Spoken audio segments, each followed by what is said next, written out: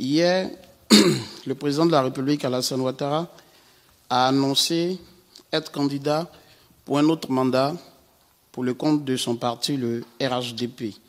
À l'issue de cette annonce-là, plusieurs voix se sont élevées, notamment celle du président du FPI, Pascal Affi-N'Guessan, de Guillaume Soro et de Damana Picasso au niveau du PPACI pour protester et qualifier ce mandat-là de mandat de trop, de 4e mandat. Monsieur le ministre, dans son intervention, le président de la République a dit que la Constitution lui permet d'être candidat et que sa santé lui permet également de l'être. Que répondez-vous donc à ces détracteurs du président de la République qui estiment que ce mandat est un 4e mandat et un mandat de trop? Merci. Le président Ouattara a lui-même donné les raisons de sa candidature. Nous ne reviendrons pas là-dessus, c'était suffisamment clair. Notre pays traverse des défis majeurs, certes en interne, mais également aussi à l'extérieur, qui sont des questions de sécurité, des questions économiques liées à la situation mondiale, mais également des questions monétaires qui sont propres à notre sous-région. Donc devant de tels défis, le président s'est exprimé et a estimé qu'il fallait beaucoup d'expérience pour traiter ce genre de questions. Mais il y a peut-être une chose que le chef de l'État n'a pas dite, et très certainement par humilité, c'est que tout cela avait besoin d'assurance. Et la présence du chef de l'État à la tête du pays rassure. Rassure les bailleurs, rassure les partenaires techniques et financiers, rassure un ensemble de pays de la sous-région. Au-delà de la Côte d'Ivoire, au-delà des citoyens ivoiriens, cette présence rassure les investisseurs.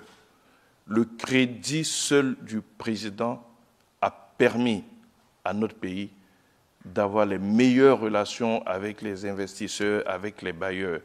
Par moment, il faut arrêter de penser à soi-même, il faut penser pays.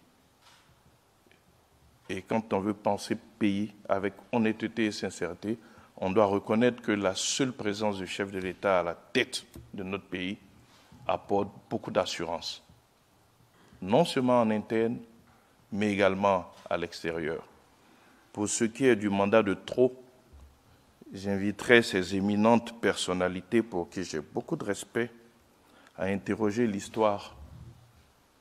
Et si elles interrogent l'histoire, elles verront qu'en Allemagne, les principales personnalités de la CDU, que sont Konrad Adenauer ou bien alors Helmut Kohl, ont été régulièrement élus comme chancelier plus de 3 fois.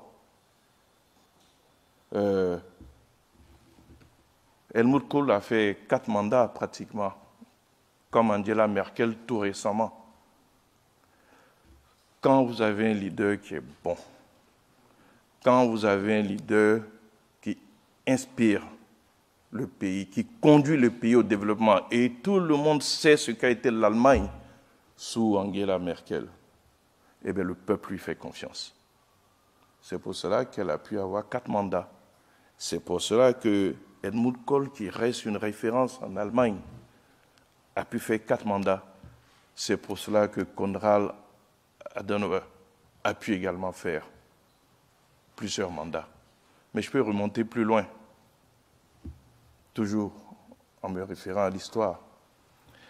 Franklin Delano Roosevelt, personnalité marquante des États-Unis, qui a été une des personnalités les plus marquantes du XXe siècle, qui, en raison notamment de la Seconde Guerre mondiale, à laquelle il a engagé les États-Unis,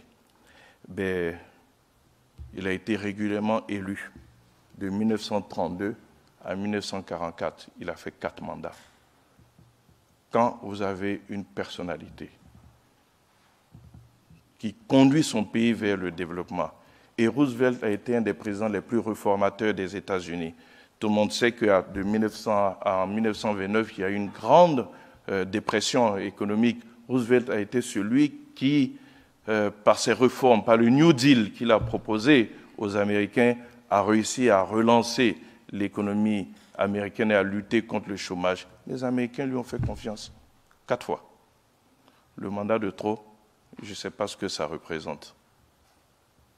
Quand on a des modèles comme ça, et quand le président Ouattara est inspirant, tant il sait conduire non seulement la Côte d'Ivoire, mais l'ensemble de la sous-région de notre pays vers le développement, vers la prospérité, par sa vision. Voilà le seul commentaire que je peux faire sur cette question. Je laisse maintenant à l'opposition ses commentaires. C'est de bonne guerre, je peux les comprendre, mais ce sont les Ivoiriens qui votent de façon démocratique. Et si les Ivoiriens décident d'accorder un autre mandat au chef de l'État, ben les Ivoiriens le lui accorderont. Maintenant, pour le débat sur la constitutionnalité, nous sommes un État sérieux. Le président n'y serait pas allé si la Constitution ne lui permettait pas.